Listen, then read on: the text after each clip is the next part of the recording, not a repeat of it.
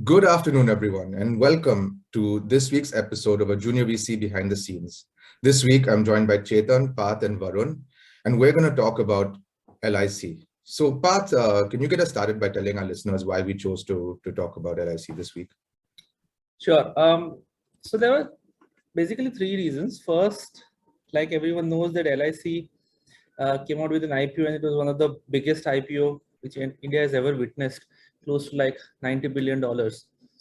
Second, we are witnessing the funding is getting dried up, and a lot of startups will probably struggle.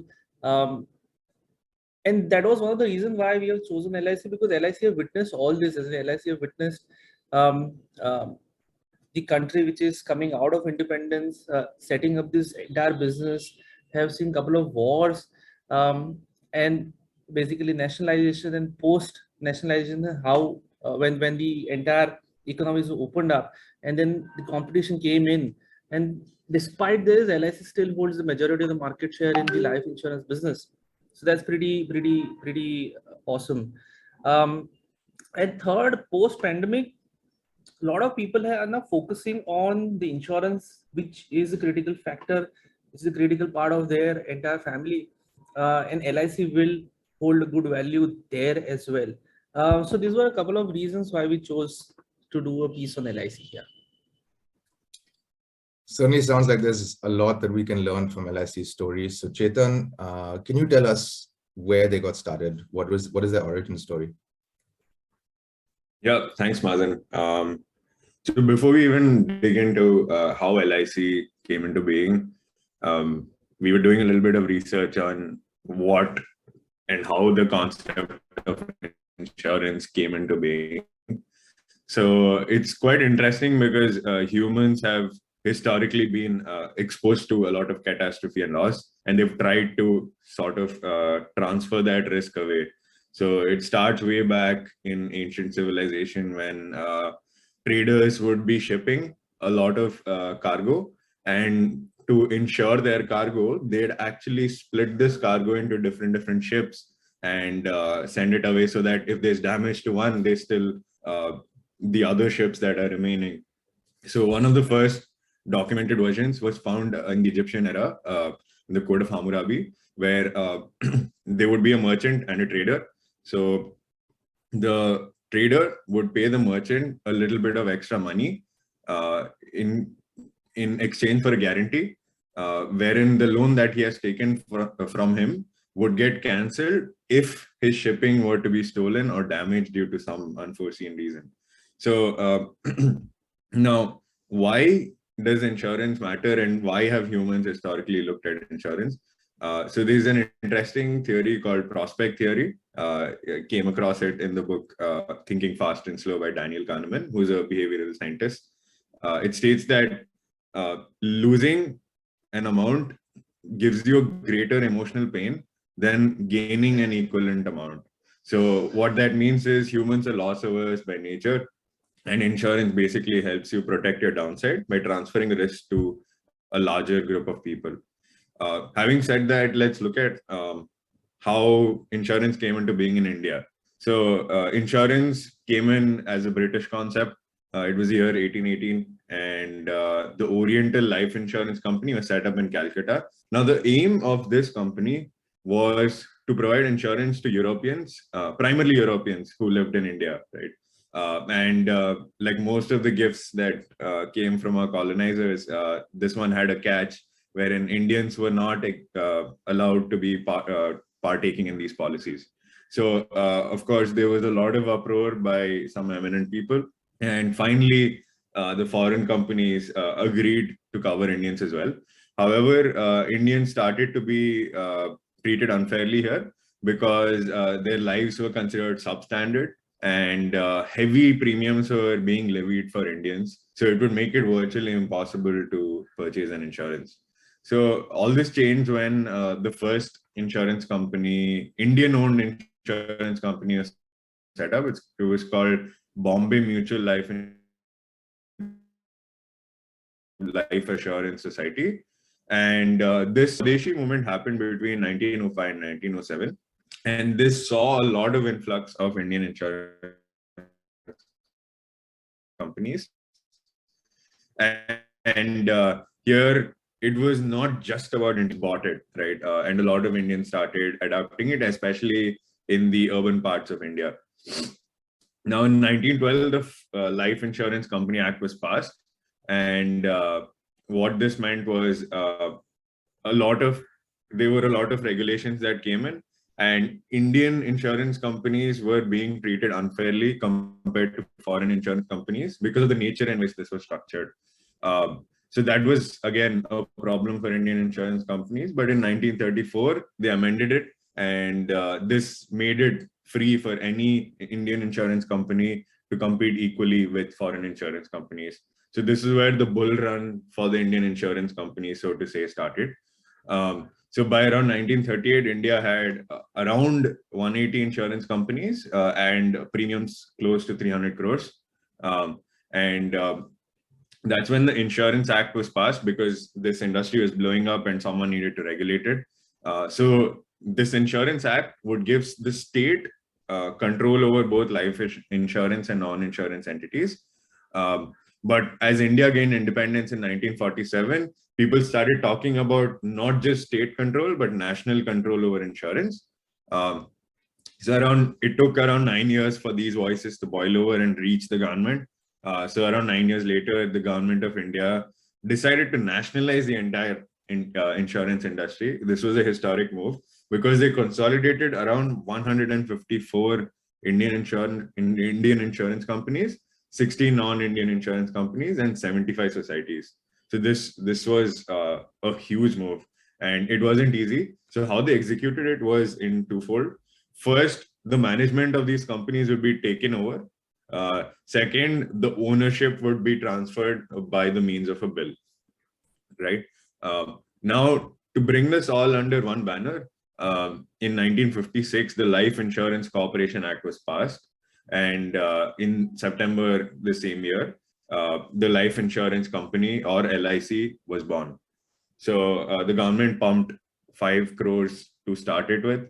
Now, it's interesting to look at why this mammoth task of starting and consolidating this entire industry into one entity was something that excited the government. So after independence, India was really in shambles. The British had left it in not such a good state. So the concept of social security was something that was not feasible for Indians and the Indian government. And most of its population was under poverty, around 36 crore people. And to add to this, India had very high mortality rates. We had been through a lot of famines and other disease outbreaks, and the women workforce was minuscule.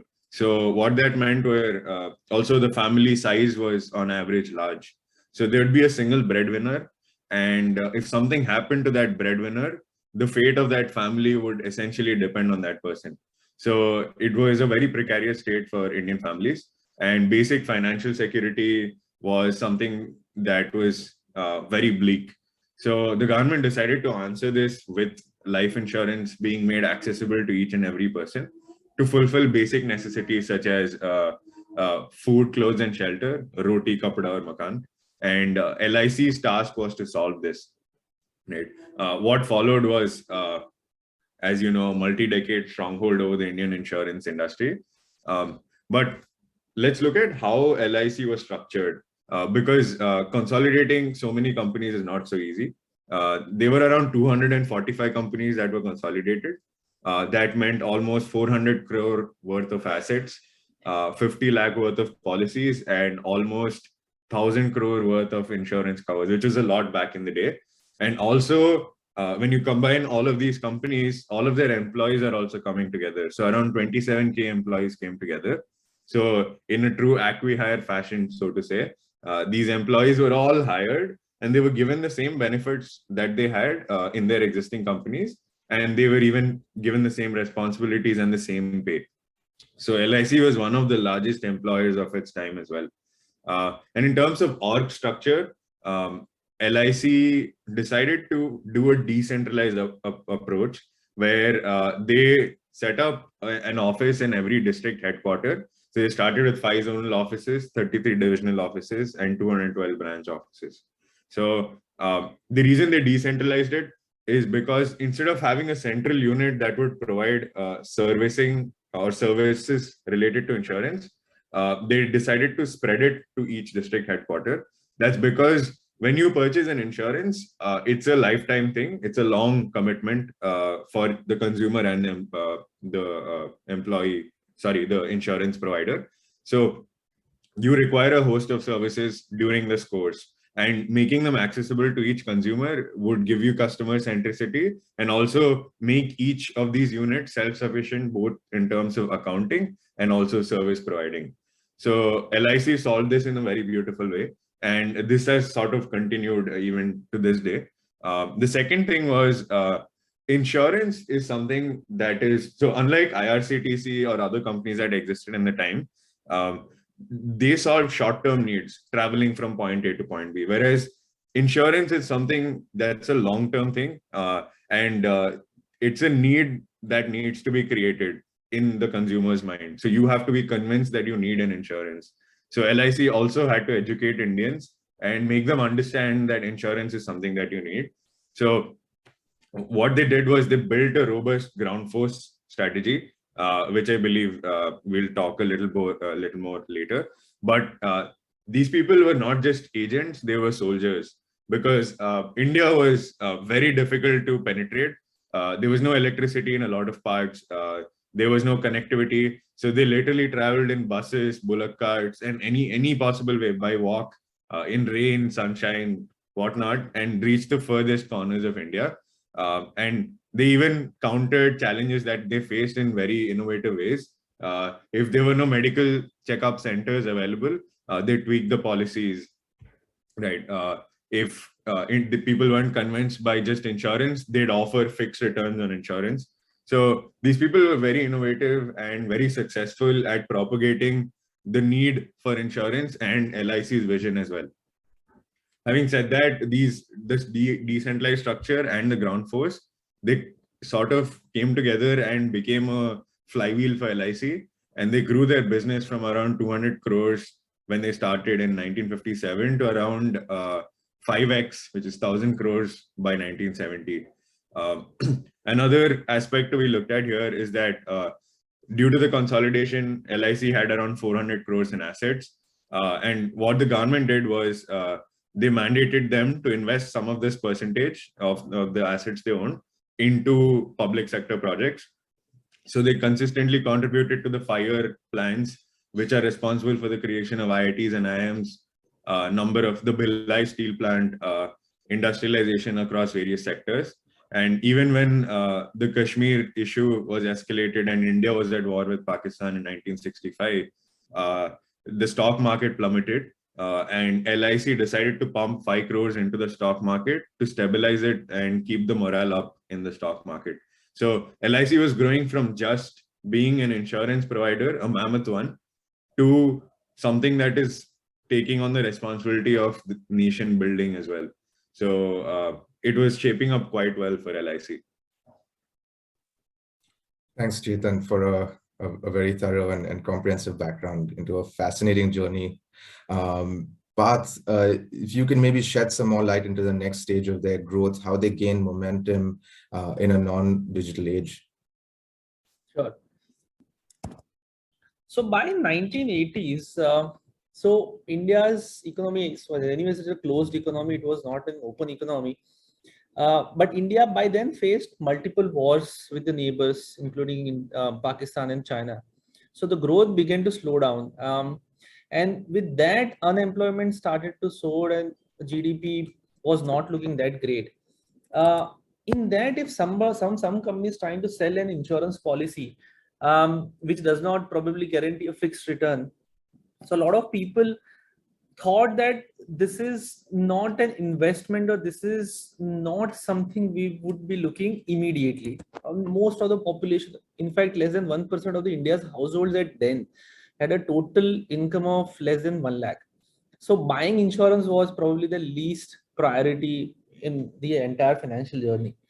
Now, LIC was trying actually very hard even then, so radio was one of the best medium to market your products or to make people understand that something like this exists in the first place. People were getting comfortable with the TV sets, black and white TV sets. So LIC started to broaden its reach through the commercials. However, like Chetan mentioned that LIC was still not able to leverage their agents-led entire business channel. So, and that was very, very evident from their premium growth rate. So premium growth rate was still better than India's GDP growth rate, which was growing at 3%. So premiums were growing still at 7%, but it was still not what LIC wanted. So LIC started to figure out where is the problem basically. So they figured out there are two significant problems. First, they do not have the efficient distribution. How do you reach to the masses and not just to the elites? Second problem is, how do you make people aware that this is necessary even if you are not earning, or even if you are earning less, you still need something called as an insurance. And that's where they focused heavily on agents. So between 1980s and 2000, LIC focused heavily on agents. They trained, they nurtured, they were actually part of their family. There was a clear mandate in the company that the employees are getting salary because of the agents and not vice versa. They actually, so the senior leadership actually used to go to field, actually meet agents, try and understand where the issue is. And like Chetan mentioned that they actually used to tweak policies so that people get more comfortable with the entire concept, entire premise that yes, insurance is needed, insurance is good. And at the same time, they started working on that some kind of an emotional messaging. So there was a very beautiful ad where there is a widow and she does not have a husband, but she does the premium or the LIC policy takes care of the entire household. So then there was a iconic tagline, "Zindagi ke saath bhi, zindagi ke baad bhi," and that literally hit the masses, and it was probably one of the master stroke in the advertising industry as well. How do you do the actual emotional messaging? And what after that, basically the premium started to grow at more than 20% year over year. By the time 2000 came, they actually had more than 35 crore policies in place or in force. Total AUM crossed like 8 lakh crores, or basically $100 billion. And by then LIC was looking at something which is monopoly kind of a status, but that was not it. So post 1993, after that budget where at then Finance Minister Mr. Manmohan Singh decided to open up the economy, by 2000 Indian government decided that yes, this industry can be opened up for the other players as well, so the private players as well. So after 2000, Union government and RDAI, which is a regulatory body which controls the entire insurance sector, decided that enough is enough. LIC is not going to be a monopoly, or is not going to be the only player, and private players will start coming in. So what happened after that? LIC was actually anticipating this, and it was not like that, okay, this is the first time we are seeing this. So LIC was actually prepared, and LIC actually focused on three things. It actually started focusing on three things before this announcement came. So to have more or expanded product portfolio where more and more offerings can be provided to different tier of people. Second, how do you increase the user base? Just not the elites or the middle class, but something which is poor class as well. And then provide a better customer service, or better provide more and more services to the customers. Now,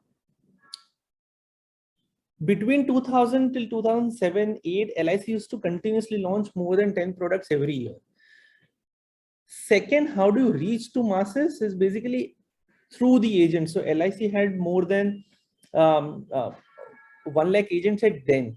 So LIC made sure that agents actually reach the entire spectrum: women, children, unorganized labor, rural, poor, rural, landless, everyone, and not just the HNIs. So LIC actually added 5 lakh agents between 2000 and 2006. And if you just compare what were the private players were doing, so one of the example, Max New York Life Insurance, between then just at 28,000 agents. So you can just imagine how big LIC had become by then. And then LIC actually never looked back. They actually decentralized the entire decision making, so that decision making can be actually faster. So they had a corporate office, zonal office, branches and agencies. So branches and agencies were given the complete authority to actually make decisions with respect to how do they convince the customer, how do they actually provide the messaging, etc.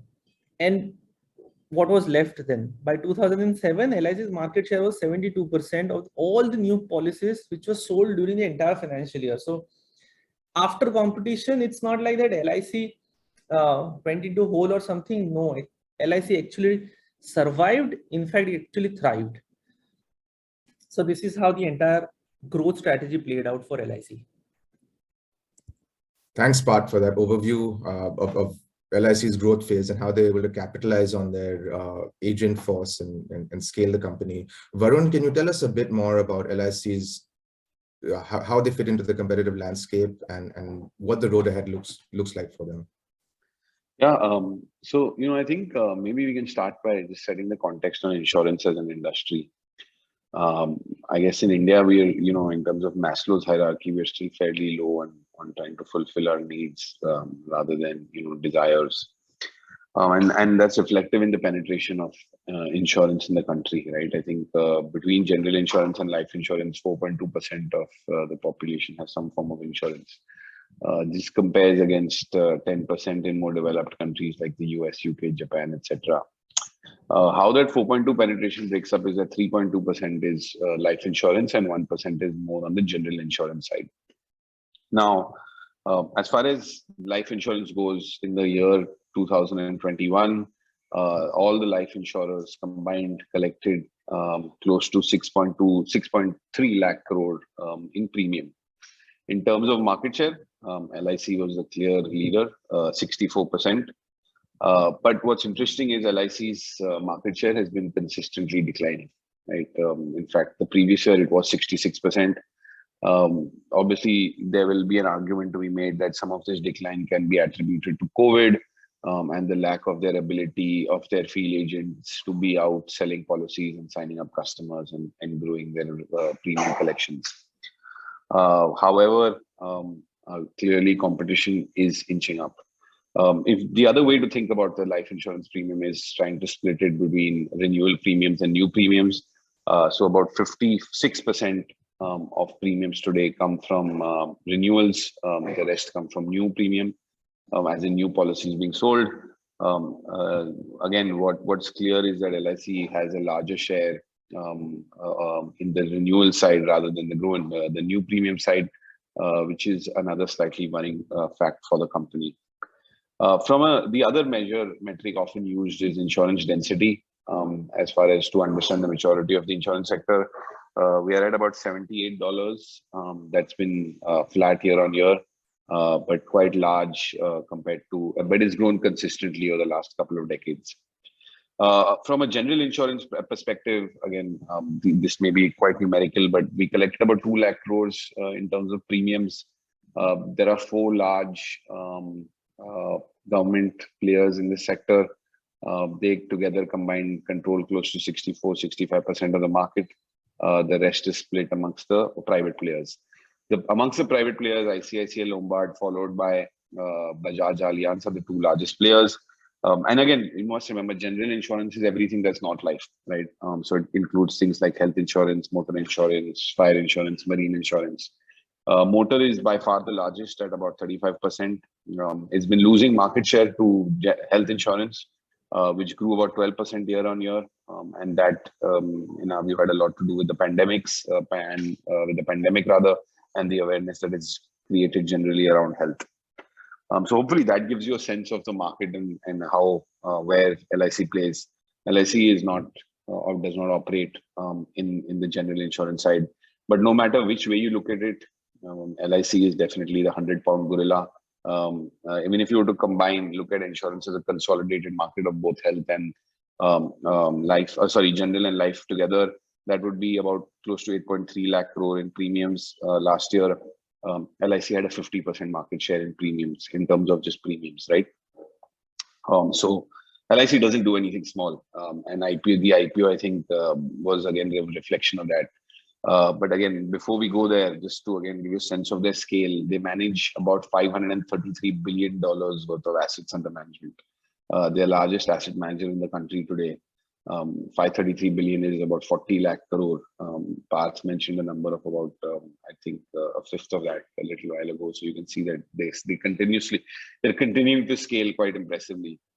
And again, to just contextualize their scale, the next largest life insurer is 15.6 times smaller. And LIC is 3.2 times larger than all the life insurers combined. What's even more staggering is LIC's own assets under management are larger than all the assets under management in the mutual fund industry, right? So one, if you are looking and trying to analyze how much growth there is left in the mutual fund industry, clearly there's a ton, but it also puts in perspective the scale of LIC. I think LIC is the 10th largest asset manager globally, if I'm not wrong, in terms of insurers, right? At least. So huge business. And again, even operationally, numbers are huge. 13.3 lakh agents selling 96% of their policies. Over 60% of their agents have been with them for more than 5 years. And a lot of these agents are like multi-generational agents, right? Their fathers and grandfathers and uncles and aunts and brothers and sisters have all been in this business, and they've continued. In fact, what's staggering is the productivity of their agents. It's estimated that an agent sells about 15 policies annually on average. The next best is SBI. It's at 4. And there are other life insurers whose agents sell less than 1 policy a year, right? So it's just phenomenal, their scale and the way, I mean, they don't do anything small. Like live life large. I think you need to look at LIC to understand what that is. And similarly, they also did the largest IPO in the country, right? They mopped up about 21,000 crores for the government. This was a third of the government's initial targets. But again, I think it was hampered by the global volatility and just the macro conditions. And a lot of it was beyond LIC's control. The IPO was received well. It got subscribed close to 3 times. It was most enthusiastically subscribed by retail investors, especially policyholders and their own employees. I think policyholders subscribed 6.6 times for 6.6 times their allocations, while employees subscribed for 4.4 times their allocations. Both the employees and retail investors got it at a discount. The IPO ended up being priced at the higher end of their price band, so 949. However, it did open at an 8% discount, and is trading somewhere in that range today. Again, I think it just had to do with the volatility in the markets that persist. I think as far as the road ahead is concerned, obviously huge, lots of exciting opportunity going forward. You know, we're moving up the Maslow's hierarchy pyramid, so I think the demand for insurance is just going to go up. Huge opportunity from a penetration perspective. I think where LIC fits, and you know, where our view on LIC is that you know, while it's a behemoth, and there's no other way to say it, I think investors are going to care more about what lies ahead than what they've achieved in the past. This is where some of the cracks may start appearing, right? Their growth rates, especially the new business premium, are not as good as some of their competition. And also the products they sell are not pure insurance products, right? So they're not pure protection products. I think in India, generally the perception around insurance is that it's an investment product, which is very different from the world. If you look around the world, people think of insurance as a means of managing the risk and nothing more. And I think in India, you know, we look at it as insurance plus or protection plus investment, because LIC has these participating policies, and these participating policies basically may ensure that their policyholders get a share of profit from LIC's businesses, right? And I think this perception has been created by LIC. So while on the one hand, It's great because it's easier to sell. Because just as soon as you start positioning something as more investment than anything else, I think it's easier to sell. But their margins are lower, and they will have to figure out how they solve for that going forward. What's interesting though, and what you must give credit to LIC is that if you look at sectors where the government has opened up and allowed private sector to come in, typically the incumbent government sector organizations have gotten destroyed, right? So whether you look at telecom and what happened to BSNL, or whether you look at Air India and Indian Airlines in aviation, LIC, even though the sector has been liberalized largely and has seen the emergence of several private players, has shown extreme resilience to maintain its market share of about 64%. So I think as far as where their opportunities lie and where our view is that LIC may need to focus going forward is how they do distribution and product innovation.